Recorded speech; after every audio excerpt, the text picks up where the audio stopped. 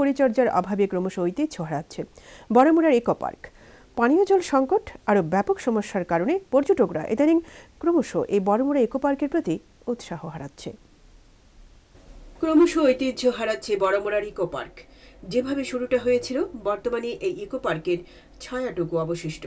পার্কে জলের অভাব, বসার ঘর নিশ্চিহ্ন, নেই টয়লেটের ব্যবস্থা, তাতে বিশেষ করে পিকনিক পার্টি এসে বর্তমানে প্রতিদিন সমস্যার সম্মুখীন। আর ইদানিং যে এই ইকো পার্কের হাল বেহাল, সে কথা নিজেই জানালেন পার্কের জনৈক কর্মী। আগে তো ধরেন ওই ভিতরে দুইটা বসার জন্য গোড়া ছিল, এই গোড়টি তো নাই। আর এখানে জল আগে ওভারফ্লো হইতো, এইটাও না, এটা নষ্ট হয়ে গেছে। তো এটা মেরামতের কোনো ব্যবস্থা? মেরামত তো মানে আমি দেখতেছি নষ্ট হয়েছে, তার কোনো ঠিকঠাক করে নিয়েছে না। বেম্বুর জানি একটা ইয়ে আছে, সুরুং আসলে এই সুরুংটার কি অবস্থা? বেম্বুর শোরুমটা আছে, মানে এটাও মানে আগের থেকে একটু খারাপ হয়েছে, নষ্ট হয়ে গেছে আর কি। আচ্ছা, মানুষ কেমন আসে এখানে? মানুষ তো কোনো তো পিকনিক সিজন এখন একটু মোটামুটি ভালোই আগে, মানে আগের তুলনায় বেশি না কম? আগে প্রথম যে সময় সেই সময় অনেক মানুষ হইতো, তো দেখনের কিচ্ছু নাই, তো সবাই আয় সেরা এই 10 টাকা টিকিট কেটে আইলাম, দেখনের কিচ্ছু নাই, এ অনেকে মানে অনেক রকমের কথা কয় আর কি। তো এর মধ্যে মনে করেন যে দেখা গেছে যে বিভিন্ন অনেকগুলো প্রকল্প নেওয়া হয়েছে, যেমন প্রজাপতির একটা ঘর বানানো হয়েছিল, ঘরটা আছে না এখানে? এটা বাটারফ্লাই একটা আছে। হ্যাঁ আছে।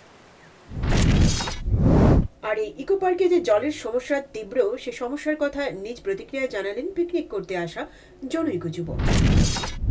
আমরা দেখেন এই আগরতলা থেকে এখানে পিকনিক করতে এসেছি, তো এরকম অনেক দূর দূর থেকে এখানে জায়গাটা খুব সুন্দর একটা পিকনিক স্পট আছে, সবাই এখানে পিকনিক করতে আসে। আমরা আগেও এখানে পিকনিক করেছি, কিন্তু প্রত্যেকবার এসে দেখি কি নতুন একটা জিনিস, মানে দেখার জিনিস আছে, কিন্তু জলের যে সুবিধাটা সেটার তেমন কোনো সুবিধা নেই, প্লাস টয়লেটের কোনো ভালো ব্যবস্থা নেই। এরপর আমরা যদি জলের জন্য কি করতে হয়, এক হয় আমাদের আগরতলা থেকে জল নিয়ে আসতে হয়, আর নয়তো গাড়ি করে নিয়ে এসে এখান পার্কের পিছন থেকে, তাও জলটা ভালো না, খাবার জন্য মানে যোগ্য না, সেটা শুধুমাত্র আমরা ধোয়ার জন্য ব্যবহার করে থাকি সেই জলটাকে।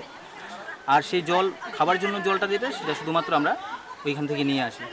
তো ওই জলটা যদি আমাদের একটু জলের ব্যবস্থাটা যদি ভালো করা হতো, ভিতরে একটা ট্যাঙ্ক সিস্টেম কোনো কিছু থাকতো, যেটা আছে কিন্তু অচল হয়ে পড়ে আছে, তো সেটা যদি ভালো করে ঠিকঠাক করা হয়, তাহলে হয়তো যে আরও এখানে মানুষ আসবে পিকনিক করতে এবং আরও মানুষ বাড়বে আর কি তার জন্য।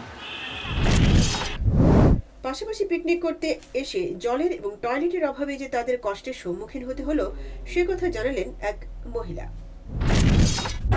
পিকনিক করতে যাবো, খুব সুন্দর, তারপরে পিকনিক করতে এলাম, ভালোই লাগলো, কিন্তু এখানে তো টয়লেটের ব্যবস্থা নাই, জলের ব্যবস্থা নাই। আমরা অনেক দূর থেকে জল আনলাম, ওই জলের নিয়ে আমরা খাওয়া দাওয়া করলাম, কিন্তু আসলে আমরা খুবই কষ্ট হয়েছে এখানে।